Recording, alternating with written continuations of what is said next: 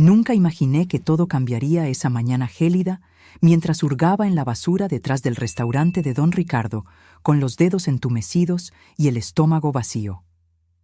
«¿Alba Mendoza?», dijo una voz tranquila a mis espaldas. Me giré lentamente, con el paquete de lasaña todavía en mis manos, y me encontré con un hombre elegante, con un traje impecable que sostenía un maletín negro. «Tengo noticias que cambiarán su vida. Tiene una herencia de $50 millones. Pero antes de continuar, asegúrate de ya estar suscrito al canal y escribe en los comentarios: ¿desde dónde estás viendo este video? Nos encanta saber hasta dónde están llegando nuestras historias. Tengo 64 años y hace 6 meses recogía restos de comida en los contenedores de los restaurantes. No fue así como imaginé mi vida cuando me casé con Ricardo hace 30 años. Él era ingeniero, teníamos una vida cómoda. Nuestra hija Marcela creció con todo lo que necesitaba. Cuando Ricardo murió de un ataque al corazón hace un año, descubrí que estábamos hundidos en deudas. Había hipotecado nuestra casa, perdido dinero en inversiones arriesgadas y me lo había ocultado todo. En pocos meses, lo perdí todo. Mi hija Marcela, ahora casada con un ejecutivo bancario, se negó a ayudarme. «Tú y papá siempre fueron irresponsables con el dinero», dijo la última vez que hablamos, como si las deudas también fueran culpa mía. «Emilio y yo no vamos a tirar nuestro dinero. Consíguete un empleo». Pero, ¿quién contrata a una mujer de 64 años sin título universitario? Trabajé como secretaria antes de casarme. Luego me dediqué a la familia. Mis años de experiencia como ama de casa no contaban para nada en los currículos. Intenté empleos de vendedora, limpiadora, recepcionista. Nada. Cuando el banco tomó la casa, fui a un refugio. Después de 2 semanas, cuando mis pocos ahorros se acabaron, empecé a dormir en bancas de parques. Fue así como me volví invisible. La gente pasaba a mi lado en la calle como si yo fuera un poste, un obstáculo que esquivar. Aprendí las reglas no escritas de la calle. ¿Qué contenedores tenían comida todavía buena? ¿Qué parques eran seguros para dormir? ¿Cómo lavarme en baños públicos sin llamar la atención? Aquella mañana comenzó como tantas otras. Me desperté temblando de frío bajo mis cartones. Guardé mis pocas pertenencias en la mochila gastada que llevaba a todas partes y caminé 3 cuadras hasta el restaurante de don Ricardo. Él abría a las 7 a.m. para el desayuno y a las 9 a.m. tiraba los panes del día anterior. Siempre había algo bueno allí. Estaba justo tomando un paquete de pan todavía cerrado cuando escuché esos pasos detrás de mí. Pasos firmes, de zapatos caros. Me giré, preparada para ser expulsada o insultada, como ya había ocurrido tantas veces. Pero el hombre parado allí, de traje gris oscuro y corbata roja, solo me miraba con una expresión neutra. ¿Alba Mendoza? Mi corazón se aceleró. Nadie me llamaba por mi nombre hacía meses. En la calle, yo era solo señora en los días buenos o vagabunda en los malos. ¿Quién pregunta? Mi nombre es Javier Solís. Soy abogado del bufete Solís y Asociados. Sacó una tarjeta de su bolsillo y me la entregó. El papel era grueso, lujoso. Llevo semanas buscándola. ¿Cómo me encontró? Contratamos investigadores. Finalmente, un empleado de este restaurante mencionó que una señora venía aquí regularmente por la mañana. Apreté con más fuerza la bolsa de pan contra mi pecho. ¿Qué quiere conmigo? No tengo dinero si es un cobro.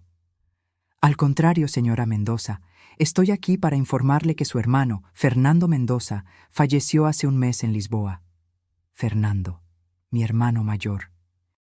No nos hablábamos hacía casi 20 años, desde aquella terrible pelea en el funeral de nuestros padres. Se mudó a Portugal y nunca más tuvimos contacto. Ni siquiera sabía que había muerto. Lo siento, murmuré, sin saber qué sentir. Éramos tan cercanos en la infancia, pero la vida nos separó. Su hermano dejó un testamento, continuó el abogado. Usted es la única heredera de todos sus bienes. El valor total del patrimonio, después de impuestos y tasas, Es de aproximadamente 50 millones de dólares. La bolsa de pan se resbaló de mis manos y cayó al suelo. 50 millones de dólares. Más dinero del que jamás había imaginado. ¿Es esto algún tipo de broma cruel? Mi voz salió más débil de lo que pretendía. No, señora. Su hermano hizo fortuna en el sector inmobiliario en Portugal. Nunca se casó ni tuvo hijos. Le dejó todo a usted. Miré mi ropa sucia, mis manos ásperas por tanto trabajo duro y frío.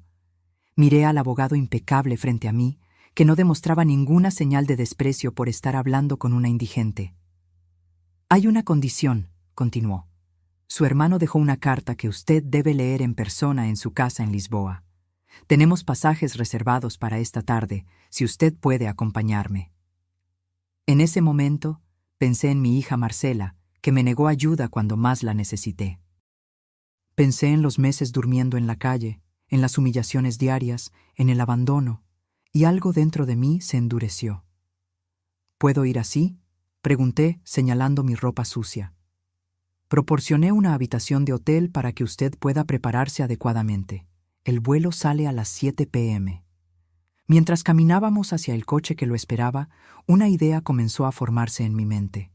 Si realmente había heredado toda aquella fortuna, había algo que necesitaba hacer primero. La vida me había dado una segunda oportunidad, y no desperdiciaría la ocasión de ajustar algunas cuentas. Mientras el coche lujoso se deslizaba por las calles de Ciudad de México, yo observaba el mundo a través de una nueva perspectiva. Ayer era invisible. Hoy, heredera de una fortuna. Las mismas personas que me ignoraban cuando pedía monedas ahora me abrirían puertas. El conductor me miraba por el retrovisor con curiosidad mal disimulada. Yo todavía parecía una mendiga, pero estaba siendo tratada como realeza. El abogado Javier Solís se mantuvo respetuoso todo el tiempo, explicando detalles sobre la herencia mientras yo absorbía todo en silencio. Mi hermano Fernando había construido un imperio inmobiliario en Lisboa. Apartamentos de lujo, hoteles boutique, propiedades comerciales, todos generando millones anualmente. ¿Por qué yo?, pregunté finalmente, cuando nos detuvimos frente a un hotel elegante. Fernando y yo no nos hablábamos hacía décadas. Su hermano mantenía un archivo detallado sobre usted, respondió Javier. Sabía de su matrimonio, del nacimiento de su hija, de la muerte de su esposo. Acompañó su vida a distancia. ¿Sabía que yo estaba en la calle? La pregunta salió como un susurro. Solo lo descubrió en las últimas semanas de vida. Fue entonces cuando alteró el testamento y me instruyó para que la encontrara inmediatamente después de su muerte. En la habitación del hotel me quedé parada delante del espejo del baño por largos minutos. La mujer que me miraba era una extraña. Cabellos grises enredados, rostro envejecido por el sol y las preocupaciones, ojos opacos de quien perdió la esperanza. Me quité la ropa sucia y entré en la ducha, dejando que el agua caliente, un lujo que no sentía hacía meses, lavara la suciedad y con ella parte de mi pasado reciente. El hotel había proporcionado ropa para mí, básica, pero limpia y de la talla correcta. Mientras me vestía, pensaba en Marcela. Mi única hija, a quien había criado con tanto amor, me dio la espalda en el momento más difícil de mi vida. No puedo comprometer el futuro de mi familia por culpa de sus errores, había dicho ella, negándome un lugar en su espaciosa casa. Su esposo, Emilio, estaba a su lado, con los brazos cruzados como un guardia de seguridad. Hay refugios para personas en su situación. La semana siguiente a mi desalojo, pasé frente a su casa. Vi a Marcela y Emilio entrando en el BMW nuevo, riéndose de algo. Marcela llevaba un bolso que yo sabía que costaba miles de pesos. Escondida detrás de un árbol, observé mientras partían para otro día cómodo, sin preocupaciones. Esa noche, dormí en una banca de parque, encogida por el frío. La vida en la calle me enseñó muchas lecciones, pero la más dolorosa fue descubrir a quién realmente le importaba. No fueron los amigos de las cenas elegantes que Ricardo y yo solíamos dar. No fue mi propia hija. Fueron personas como doña Lupe, una señora que también vivía en las calles y compartió conmigo su manta en una noche particularmente fría. Fue don Ricardo, que a veces olvidaba un sándwich envuelto en la parte superior del contenedor, donde yo pudiera tomarlo fácilmente. Mientras el abogado y yo cenábamos en el restaurante del hotel, elaboré mi plan. Antes de ir a Lisboa, necesitaba hacer una visita. Señor Solís, necesitaré mejor ropa para mañana, dije, saboreando la comida más decente que tuve en meses. Y me gustaría posponer nuestro viaje por un día, si es posible. Ciertamente. ¿Puedo preguntar el motivo? Tengo asuntos pendientes aquí, respondí simplemente.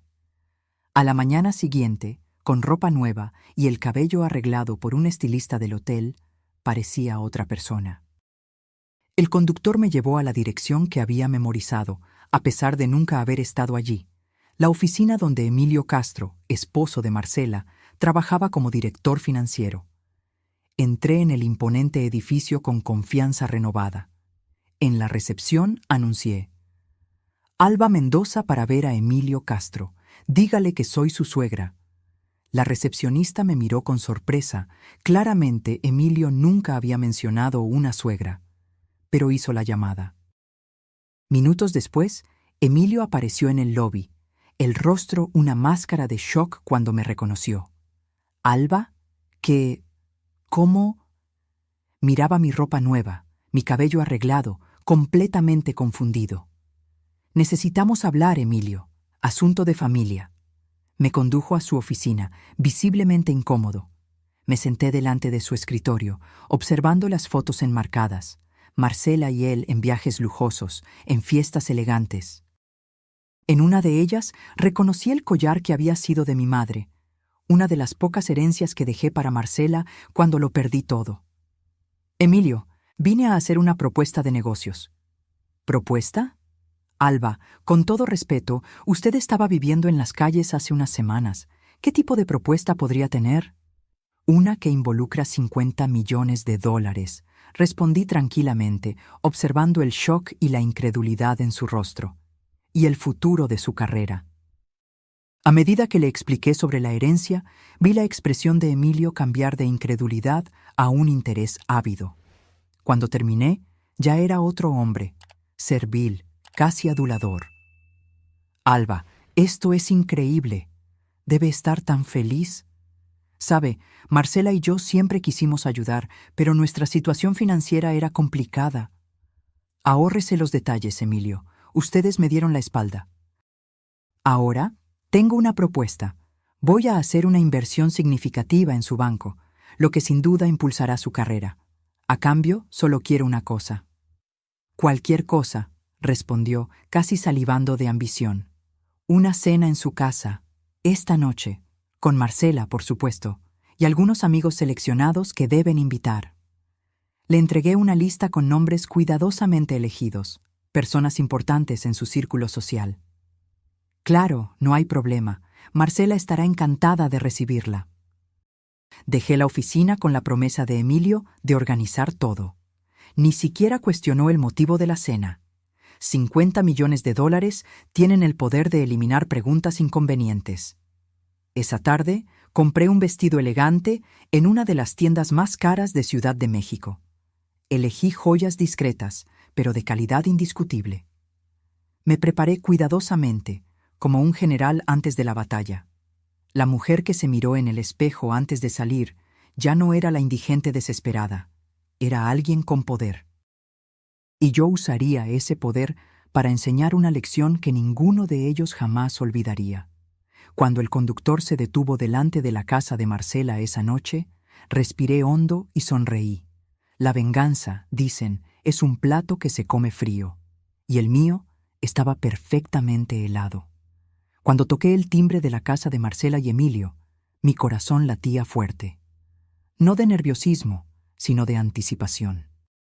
La puerta se abrió y allí estaba ella, mi hija, impecablemente vestida con un vestido negro, cabello y maquillaje perfectos. Sus ojos se abrieron de par en par al verme. «Mamá, ¿qué? Emilio me dijo que vendrías, pero no lo creí». Me examinaba de arriba abajo, claramente confundida con mi transformación. Hola, Marcela. Mantuve mi voz tranquila, controlada. ¿Puedo pasar? Se apartó, permitiendo mi paso. El interior de la casa era exactamente como imaginaba. Muebles caros, obras de arte en las paredes, todo perfectamente ordenado. Emilio apareció en el hall, ahora todo sonrisas y atención. Alba, bienvenida a nuestra casa. Se inclinó para darme un beso en la mejilla, como si fuéramos viejos amigos. Marcela todavía me miraba con desconfianza. Emilio me contó una historia absurda sobre una herencia. ¿Es verdad? Perfectamente verdad. Mi hermano Fernando falleció y me dejó todo. Aproximadamente $50 millones. Observé su rostro pasar por una serie de emociones: incredulidad, shock y finalmente algo que reconocí inmediatamente: arrepentimiento calculador. Mamá, qué maravilla. De repente me estaba abrazando. Estoy tan feliz por ti. Acepté el abrazo sin devolverlo, sintiendo el perfume caro que ella usaba. Este era el mismo perfume que ella usaba el día que me dijo que buscara un refugio. La sala ya estaba llena de invitados, colegas de trabajo de Emilio, algunos vecinos ricos, amigos del club. Todos me miraban con curiosidad, tratando de entender quién era aquella mujer elegante que causaba tanto alboroto. Emilio pronto hizo un anuncio, presentándome como su querida suegra, que había regresado de una larga temporada en el extranjero. La mentira salía fácilmente de sus labios. Nadie necesitaba saber que, hasta ayer, yo dormía en una caja de cartón. Durante la cena, sentada a la cabecera de la mesa como invitada de honor, observé la danza social a mi alrededor. De repente, yo era fascinante. Personas que habrían cruzado la calle para evitar a una indigente ahora pendían de mis palabras, se reían de mis chistes más simples. Marcela estaba radiante, actuando como la hija dedicada. Mamá siempre fue tan independiente, decía a los invitados. Después de que papá falleció, decidió viajar, encontrarse a sí misma. Cada palabra falsa era una puñalada, pero yo sonreía y bebía mi vino, esperando el momento justo. Fue durante el postre que Emilio, ya embriagado por el vino y la perspectiva de los millones, hizo el brindis. A mi maravillosa suegra, Alba, que nos honra con su presencia y, pronto, con una asociación de negocios que transformará nuestras vidas. Todos levantaron sus copas. Fue entonces cuando me levanté, copa en mano. Yo también quisiera hacer un brindis, dije, mi voz clara y firme. Por la verdad. Un silencio curioso cayó sobre la mesa. La verdad es algo precioso, continué. Por ejemplo, la verdad sobre dónde estuve en los últimos 6 meses. Marcela me lanzó una mirada de alerta, pero proseguí. Después de que mi esposo falleció y descubrí que estábamos endeudados, perdí nuestra casa. Vine a mi hija, pidiendo solo un techo temporal hasta que me recuperara. Emilio palideció. Marcela apretó su servilleta con fuerza. Pero Marcela y Emilio me dijeron que yo era una carga, que no podían comprometer su estilo de vida. Sugirieron que buscara un refugio. Los invitados ahora miraban entre nosotros, incómodos. Pasé los últimos 6 meses viviendo en las calles, durmiendo en bancas de parques, recogiendo comida en los contenedores. Justo ayer estaba hurgando en la basura del restaurante de don Ricardo cuando el abogado de mi hermano me encontró. El shock era palpable. Una mujer dejó caer su copa, que se estrelló en el suelo. «Mamá, por favor», murmuró Marcela, el rostro rojo de vergüenza. «No es lugar para este tipo de conversación». «¿No lo es?» Pensé que la familia era precisamente para los momentos difíciles. Miré alrededor de la mesa. Mientras yo dormía en el frío, mi hija y mi yerno celebraban ascensos y compraban coches nuevos. Mientras yo imploraba por monedas para comer, ellos planeaban vacaciones en Europa. Emilio se levantó, tratando de controlar la situación. Alba está pasando por un momento emocional difícil, la herencia repentina. «Cállese, Emilio», dije firmemente. «Usted solo comenzó a tratarme como a una persona cuando supo del dinero. Hasta ayer yo era invisible para ustedes dos». Saqué del bolsillo algunas fotos que había impreso esa tarde. Yo misma, harapienta, durmiendo en una banca de parque. Yo, hurgando en contenedores. Las puse sobre la mesa. Esta soy yo, hace 3 días. Esta es la verdad que ustedes intentaron esconder. El silencio era absoluto ahora. Marcela comenzó a llorar, más de vergüenza que de arrepentimiento. Lo sabía. Vine aquí esta noche para decir adiós, concluí. Parto hacia Lisboa mañana, para recibir mi herencia y comenzar una nueva vida. Una vida sin personas que solo valoran lo que tengo, no quién soy. Tomé mi bolso y caminé hacia la puerta, sintiendo todas las miradas sobre mí. Antes de salir, me giré una última vez. Emilio, no habrá inversión en su banco. Y Marcela, ese collar que usted está usando, el que era de su abuela, es la última cosa que tendrá de mí. Cuando salí a la noche fresca, sentí un peso siendo levantado de mis hombros. El conductor abrió la puerta del coche y antes de entrar, miré la casa iluminada, imaginando el caos que había dejado atrás. La venganza no era tan dulce como yo imaginaba. Era mejor. Porque no se trataba solo de humillarlos, se trataba de reclamar mi dignidad, mi verdad. Y eso, descubrí, valía más que 50 millones. El vuelo a Lisboa a la mañana siguiente fue como entrar en otro mundo. Sentada en primera clase, siendo servida por azafatas atentas, yo reflexionaba sobre cómo la vida puede cambiar tan drásticamente en tan poco tiempo. Hace 2 días, yo dormía entre cartones. Ahora, estaba cruzando el océano rumbo a una nueva vida. Javier Solís se sentó a mi lado, revisando documentos durante parte del vuelo. Eventualmente, guardó los papeles y se dirigió a mí. «Usted durmió poco», observó.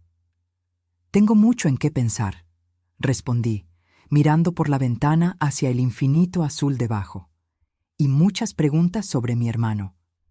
Su hermano era un hombre reservado, pero extremadamente inteligente en los negocios, dijo Javier. Comenzó con una pequeña inversión en un edificio abandonado en Lisboa, lo reformó y lo transformó en apartamentos de lujo. Luego, fue comprando más propiedades, siempre con visión a largo plazo. ¿Por qué nunca se puso en contacto? Javier dudó.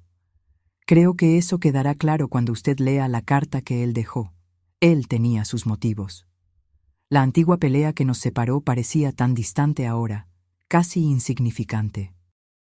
Éramos jóvenes y tercos, ambos convencidos de que teníamos razón sobre la división de la modesta herencia de nuestros padres. Yo elegí los pocos objetos de valor sentimental, el collar de mi madre, la colección de libros de mi padre. Fernando se quedó con el dinero, que no era mucho. En la época yo lo acusé de ser codicioso, él me acusó de ser ingenua. Aparentemente, él tenía visión para los negocios que yo jamás imaginé. En Lisboa, fuimos recibidos por un conductor que nos llevó directamente a la casa de Fernando, o mejor dicho, a su mansión. Ubicada en una colina con vista a la ciudad, la propiedad era impresionante. Arquitectura moderna mezclada con elementos tradicionales portugueses, jardines meticulosamente cuidados, una piscina infinita que parecía fundirse con el horizonte. ¿Su hermano vivía aquí solo?, pregunté, impresionada con el tamaño del lugar. Con algunos empleados, respondió Javier.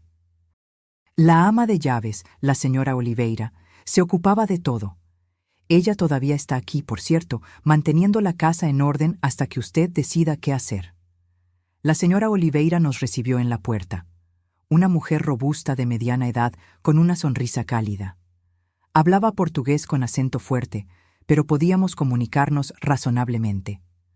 Su hermano hablaba mucho de usted, me dijo mientras me mostraba las habitaciones de la casa.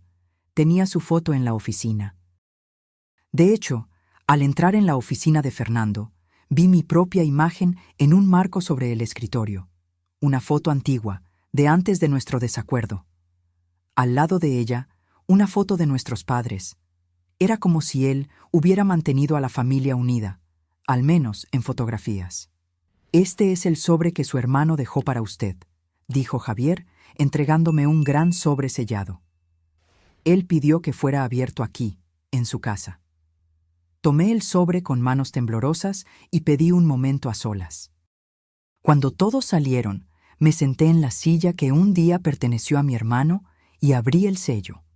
Dentro había varios documentos: el testamento oficial, certificados de propiedad, extractos bancarios y una carta manuscrita. La desdoblé y reconocí inmediatamente la caligrafía de Fernando. Querida Alba, si estás leyendo esto, significa que ya no estoy aquí y Javier ha logrado encontrarte. Espero que no haya sido difícil. Mi mayor temor era que hubieras desaparecido por completo. Primero, pido perdón por el silencio de tantos años.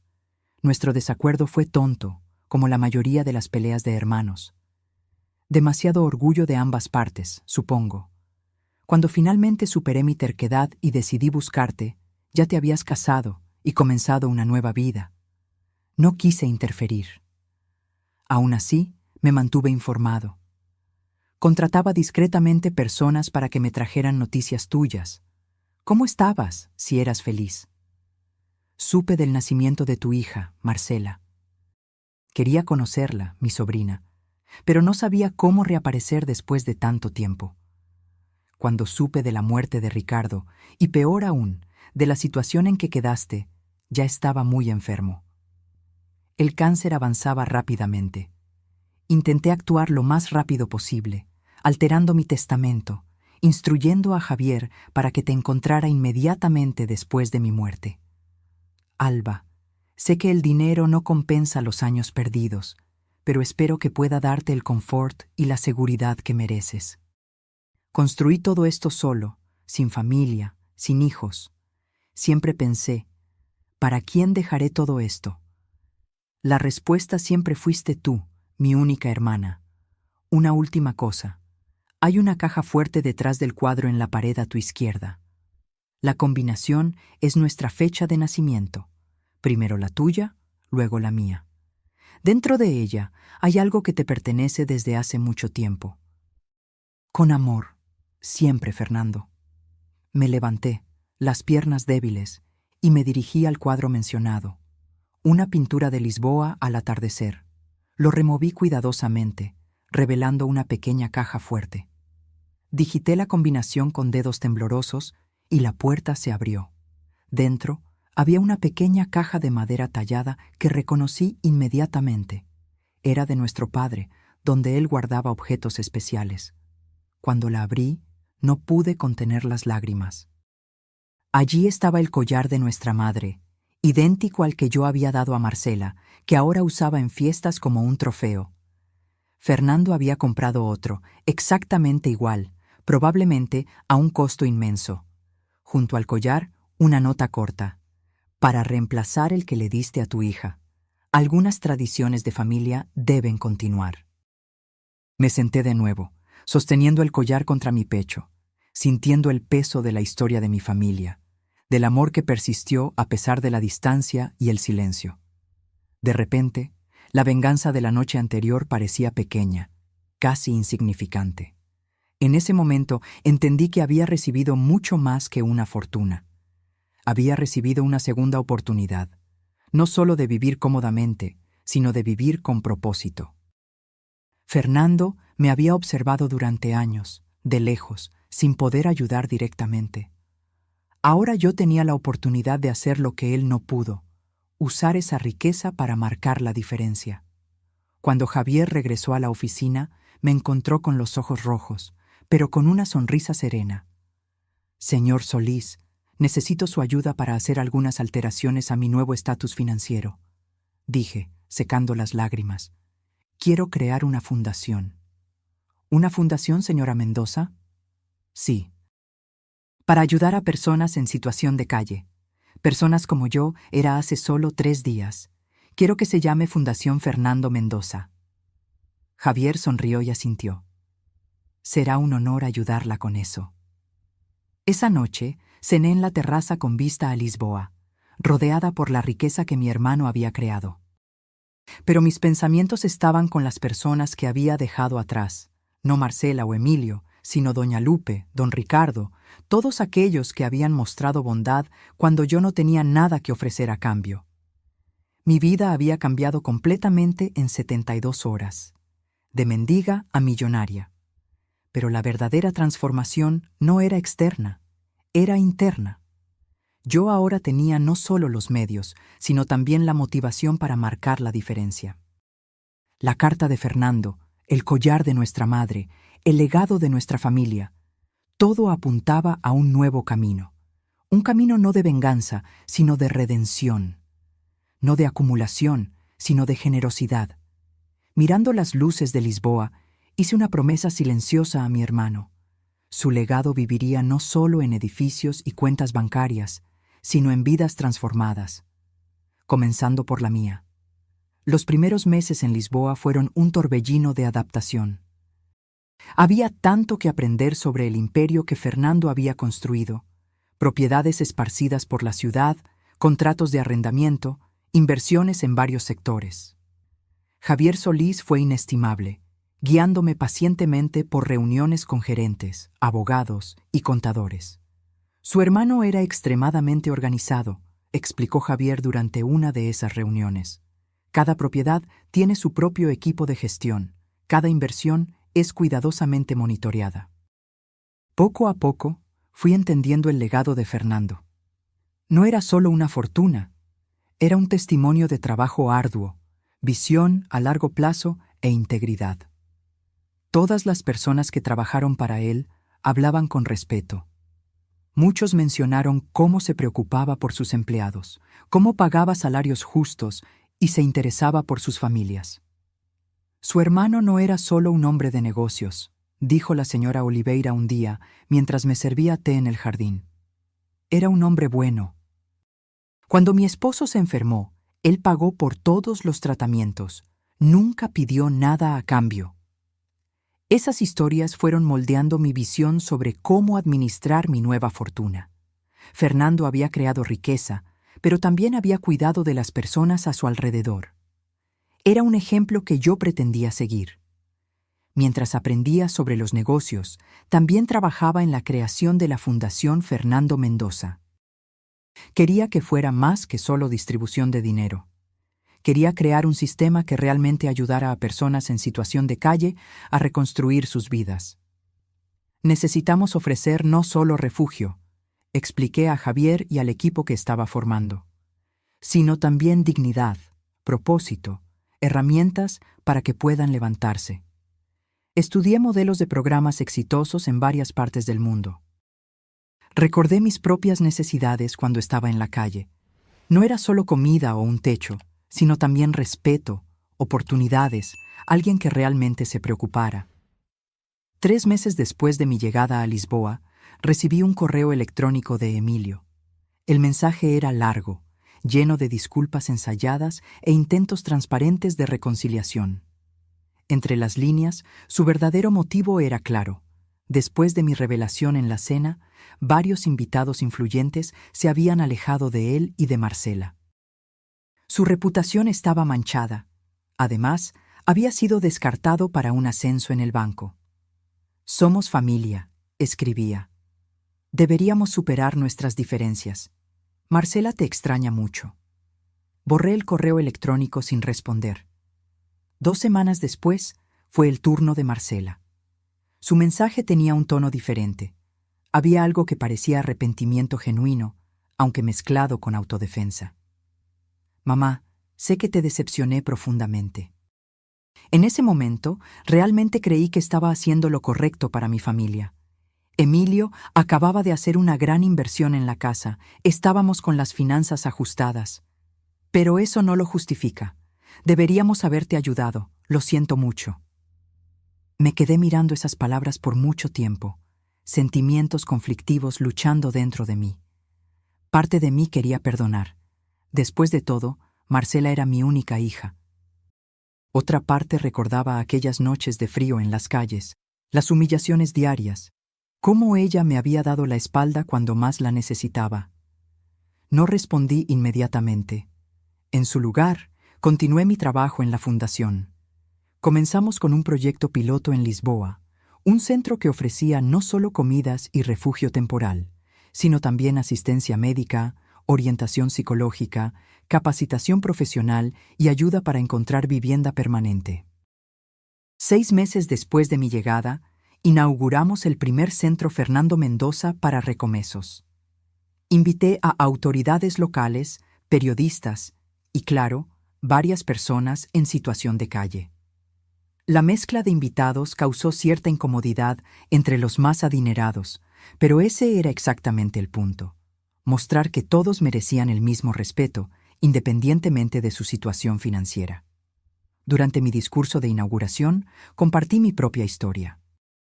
Hace menos de un año, yo estaba en la misma situación que muchos de nuestros amigos aquí presentes, dije, señalando a las personas en situación de calle que habían sido invitadas con todo respeto.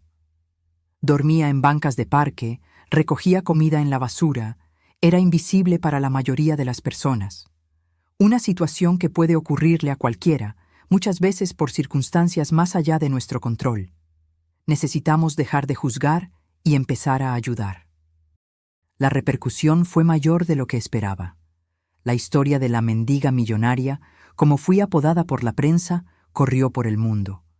Periodistas querían entrevistas, productores de televisión ofrecían contratos para documentales. Rechacé la mayoría, aceptando solo aquellos que prometían enfocarse en la causa, no en mi persona. Un día, después de una entrevista para una cadena internacional, recibí una llamada inesperada. ¿Alba? La voz era familiar, aunque no la oía hacía meses. Soy Emilio. ¿Cómo conseguiste este número?, pregunté, la voz fría. Marcela está en el hospital, dijo, ignorando mi pregunta. Intentó suicidarse anoche. El mundo pareció detenerse. ¿Qué? ¿Cómo? Pastillas. La encontré inconsciente en el baño. Los médicos le hicieron un lavado de estómago. Está estable, pero... Dejó una carta. Para ti. Tomé el primer vuelo disponible de regreso a Ciudad de México. Durante las largas horas de viaje, mi mente giraba entre preocupación, culpa y rabia. Parte de mí se preguntaba si esto no era otra manipulación, una forma extrema de llamar mi atención. Otra parte temía que fuera verdad, que mi propia hija hubiera llegado a ese punto. En el hospital, Emilio me esperaba en la recepción. Parecía haber envejecido años en pocos meses. Cabellos más grises, ojeras profundas, hombros curvados por el peso de la situación. Está despierta, dijo, pero todavía débil. Antes de entrar en la habitación, me entregó un sobre. La carta que dejó. Lo guardé en el bolsillo, decidiendo leerlo más tarde. Necesitaba ver a Marcela primero. Cuando entré en la habitación del hospital, casi no reconocí a mi hija. Siempre tan orgullosa de su apariencia, Marcela ahora parecía disminuida, frágil, el rostro pálido contra las sábanas blancas. «Mamá», murmuró al verme. «¿Viniste?» Me senté al lado de la cama y tomé su mano, sintiendo los huesos delicados bajo la piel. «Claro que vine. Después de aquella cena, después de que te fuiste, todo se derrumbó», dijo, la voz débil. La gente dejó de invitarnos a eventos. Emilio perdió clientes importantes. Yo perdí amigas de años. Marcela, nos merecemos esto, lo sé. Lo que te hicimos fue imperdonable. Pero luego te vi en la televisión, hablando sobre aquella fundación, ayudando a personas que ni conoces, mientras a nosotros nos diste la espalda. «¿Cómo podría confiar en ti de nuevo?», pregunté, la voz suave pero firme. «Me abandonaste cuando más te necesité». «Lo sé», susurró, lágrimas rodando por su rostro. Me convertí en el tipo de persona que siempre desprecié, superficial, egoísta, preocupada solo por las apariencias. Miré a mi hija, mi única hija, y vi no solo a la mujer fría que me negó ayuda, sino también a la niña que un día había acunado en mis brazos, a la adolescente que se reía de mis chistes, a la joven que lloró en mi hombro cuando le rompieron el corazón por primera vez. «Cuando salgas de aquí», dije finalmente, «necesitamos hablar. De verdad, sobre todo». Ella asintió, un pequeño rayo de esperanza cruzando su mirada exhausta. Esa noche, en el hotel, leí finalmente la carta que había dejado. Era diferente de los correos electrónicos calculadores que había recibido antes. Era cruda, honesta, llena de arrepentimiento genuino y autorreflexión dolorosa. Marcela escribía sobre cómo se había mirado en el espejo y no había reconocido a la persona en que se había convertido. Sobre cómo la humillación pública había sido solo el comienzo de un período de reflexión forzada. Sobre cómo, en realidad, siempre había sabido que estaba equivocada, pero su orgullo y materialismo habían sofocado cualquier compasión. «No espero tu perdón», concluía. «Solo quiero que sepas que entendí finalmente lo que intentaste enseñarme durante toda la vida, que el carácter de una persona vale más que todas las posesiones del mundo». Doblé la carta cuidadosamente y miré por la ventana del hotel, a la ciudad que un día había sido mi hogar. Recordé las palabras en la carta de Fernando. Algunas tradiciones de familia deben continuar. Pensé en cómo él, incluso herido, nunca me había abandonado por completo, solo observado de lejos, esperando el momento justo para ayudar. Tal vez fuera mi turno de hacer lo mismo. Al día siguiente, cuando volví al hospital, llevé conmigo una pequeña caja. «¿Qué es esto?», preguntó Marcela sentada en la cama, con mejor aspecto. «Algo que me fue devuelto», respondí, abriendo la caja para revelar el collar de mi madre. No el que había dado a Marcela, sino el que Fernando había comprado como sustituto. «Es tuyo ahora». Ella miró la joya, confusa. «Pero ya tengo uno, el que me diste». «Este es diferente. Este viene con una condición». «¿Cuál?». «Que lo uses no como símbolo de estatus, sino como recordatorio del valor de la familia, de la compasión, de la segunda oportunidad que todos merecemos». Las lágrimas volvieron a sus ojos, pero esta vez eran diferentes, no de desesperación, sino de comprensión. En los días que siguieron, conversamos largamente sobre el pasado, sobre las heridas que nos habíamos infligido una a la otra, sobre la posibilidad de reconstruir algo que se había roto tan profundamente. No fue fácil, no fue rápido. Hubo momentos en que el resentimiento volvía, en que el dolor del abandono parecía demasiado fresco para ser superado. Pero poco a poco, día tras día, comenzamos a encontrar un nuevo camino. Un mes después, cuando Marcela estaba completamente recuperada físicamente, hice una propuesta que nos sorprendió a ambas. «Ven a trabajar conmigo en la fundación», dije durante un almuerzo. «No en Lisboa, sino aquí. Quiero abrir una filial en Ciudad de México». Yo, trabajar con personas en situación de calle, parecía genuinamente sorprendida. ¿Quién mejor para entender la importancia de una segunda oportunidad que alguien que acaba de recibir una? Ella lo consideró por un momento. Luego asintió lentamente. «Creo que te lo debo. A mí misma, en realidad». No se trata de deuda, Marcela. Se trata de propósito, sobre usar nuestras experiencias, buenas y malas, para marcar la diferencia. Mientras caminábamos por el parque después del almuerzo, pensé en cómo la vida da vueltas inesperadas. En menos de un año, yo había pasado de habitante de la calle a millonaria, de madre abandonada a mentora de mi propia hija. Fernando me había dado más que dinero. Me había dado la oportunidad de transformar no solo mi vida, sino la de muchos otros. «Mamá», dijo Marcela suavemente, interrumpiendo mis pensamientos, «lo siento, por todo». Miré a mi hija, no la mujer fría que me dio la espalda, ni la niña que un día acuné en mis brazos, sino la persona compleja que era ahora, llena de fallas y potencial, como todos nosotros. «Lo sé», respondí, apretando su mano. «Yo también». Y continuamos caminando, no más presas del pasado, sino mirando hacia el futuro. Un futuro que, gracias a un hermano que nunca olvidó, ahora teníamos el privilegio de construir juntas. El primer centro Fernando Mendoza para recomesos en Ciudad de México fue inaugurado exactamente un año después de mi transformación de indigente a heredera millonaria. Elegí la ubicación estratégicamente. un edificio abandonado a pocas cuadras de donde yo solía dormir, cerca del restaurante de Don Ricardo. La ceremonia de inauguración fue simple, pero significativa.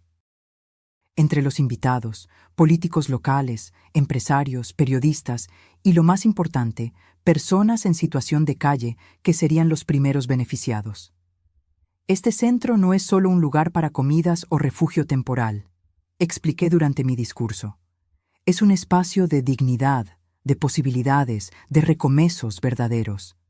Ofrecemos asistencia médica, orientación psicológica, capacitación profesional, ayuda para documentación y, principalmente, una comunidad de apoyo. Miré a la audiencia y vi rostros que conocí en mis días en las calles. Doña Lupe, ahora una de las primeras residentes de nuestro refugio de transición. Don Ricardo, que se había convertido en un socio del proyecto, donando alimentos de su restaurante. Y tantos otros que yo había conocido solo por la mirada, por un saludo discreto, por la solidaridad silenciosa que existe entre aquellos que comparten la misma lucha. Marcela estaba a mi lado, supervisando cada detalle del evento. En los últimos meses, ella se había dedicado al proyecto con una intensidad que me sorprendió. Comenzó en la posición más básica, sirviendo comidas, organizando donaciones, escuchando historias, y gradualmente asumió más responsabilidades. Nunca imaginé que tendría una conexión tan profunda con este trabajo, me confesó una noche, después de un largo día. Siempre pensé que esas personas eran diferentes, de alguna forma. Ahora entiendo que la línea que separa nuestras vidas de las de ellas es mucho más tenue de lo que imaginamos. Esa era la lección más valiosa que mi tiempo en las calles me había enseñado y ahora estaba siendo transmitida. Después de la inauguración oficial, cuando la mayoría de los invitados ilustres ya se había ido, nos quedamos solo con nuestros verdaderos invitados de honor, las personas que utilizarían el centro. Servimos una comida especial, no como caridad, sino como celebración compartida. Fue durante esa comida que un hombre se acercó tímidamente a mi mesa. Lo reconocí inmediatamente. Gerardo, un señor que dormía en el mismo parque que yo, que una vez compartió conmigo su último pedazo de pan. «Doña Alba», dijo, con voz temblorosa. «¿Me recuerda?» «Claro que recuerdo, Gerardo». Me levanté y lo abracé sin dudar. ¿Cómo podría olvidar? Cuando usted desapareció de las calles, pensé que había muerto. Muchos de nosotros morimos sin que nadie se dé cuenta. Sus ojos se llenaron de lágrimas. Luego vi su foto en el periódico, una historia tan increíble que solo podía ser verdad. Lo invité a sentarse con nosotras. Era un ex profesor universitario que había perdido todo después de una depresión severa, seguida de la muerte de su esposa. En las calles hacía 8 años, había perdido la esperanza de una vida diferente. «Tengo una propuesta para usted», dije, después de escuchar su historia. «Necesitamos a alguien para coordinar nuestro programa educativo aquí en el centro. Alguien que entienda tanto la educación como la realidad de las calles». Él me miró incrédulo. «¿Yo? Pero hace años que no enseño. Ni documentos tengo ya». «Podemos resolver eso», respondió Marcela, que había escuchado nuestra conversación. «Documentación, ropa adecuada, alojamiento temporal mientras se restablece. Lo importante es su experiencia y su conocimiento». La expresión en el rostro de Gerardo, esa mezcla de incredulidad, esperanza y dignidad renovada, era exactamente lo que habíamos imaginado para el centro. No se trataba solo de dar cosas a las personas, sino de devolverles el sentido de valor propio, la confianza de que todavía tenían algo que contribuir. En las semanas y meses que siguieron, historias como la de Gerardo se multiplicaron. El centro se convirtió no solo en un refugio, sino en un punto de inflexión en la vida de muchas personas. No funcionaba para todos. Algunos no estaban listos para el cambio, otros enfrentaban desafíos demasiado complejos, pero para muchos era la oportunidad que jamás habían recibido. Un año después de la inauguración del Centro Mexicano, La Fundación Fernando Mendoza ya había ayudado a más de 200 personas a encontrar vivienda permanente y empleo. El modelo estaba siendo replicado en otras ciudades, adaptado a las necesidades locales, pero siempre manteniendo el principio fundamental: tratar a personas en situación de calle con dignidad y respeto, ofreciendo no solo ayuda inmediata, sino herramientas para una transformación duradera.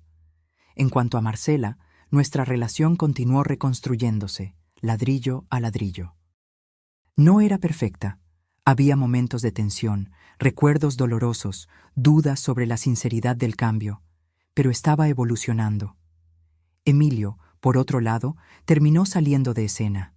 Su matrimonio no resistió las presiones y transformaciones de los últimos meses. Él nunca entendió realmente por qué esto se volvió tan importante para mí, explicó Marcela cuando me contó sobre la separación. Para él, era solo una forma de recuperar el estatus perdido, de limpiar nuestra imagen. Para mí, se convirtió en mucho más.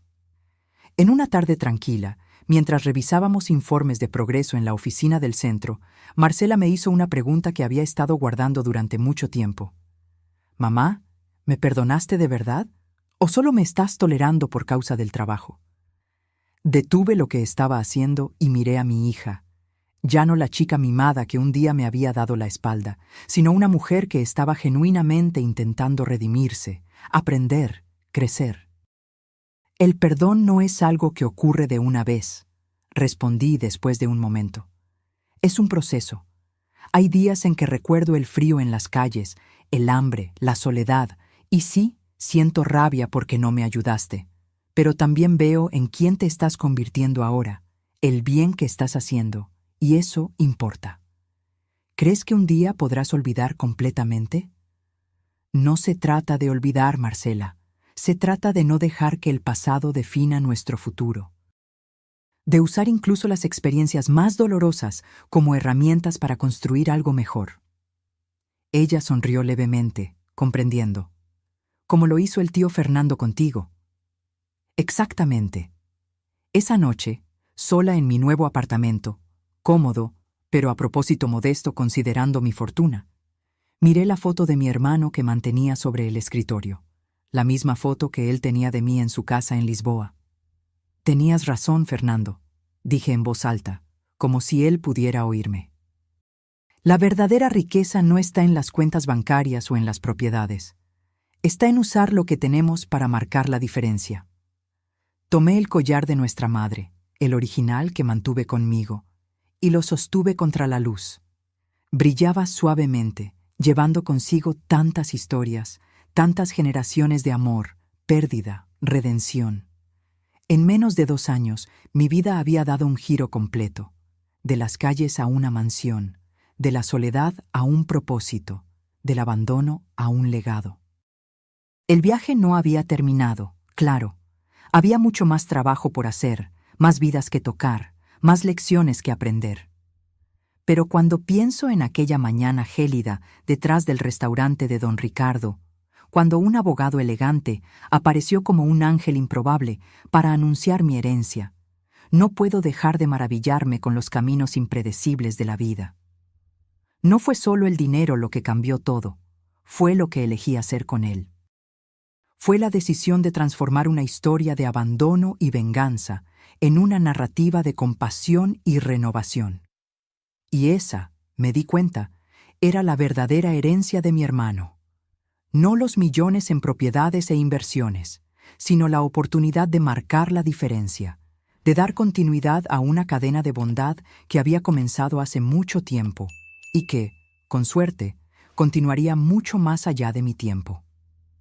Mientras guardaba el collar de vuelta en su caja, sentí una paz que jamás había experimentado. Había pasado del fondo del pozo a la cima del mundo, pero lo más importante, había descubierto que el verdadero valor no estaba en ninguno de esos extremos, sino en el camino entre ellos, en las lecciones aprendidas, en las manos extendidas, en la dignidad restaurada. Y eso ninguna fortuna del mundo podría comprar. Ahora, si te gustó esta historia, haz clic en suscribirse y dime en los comentarios,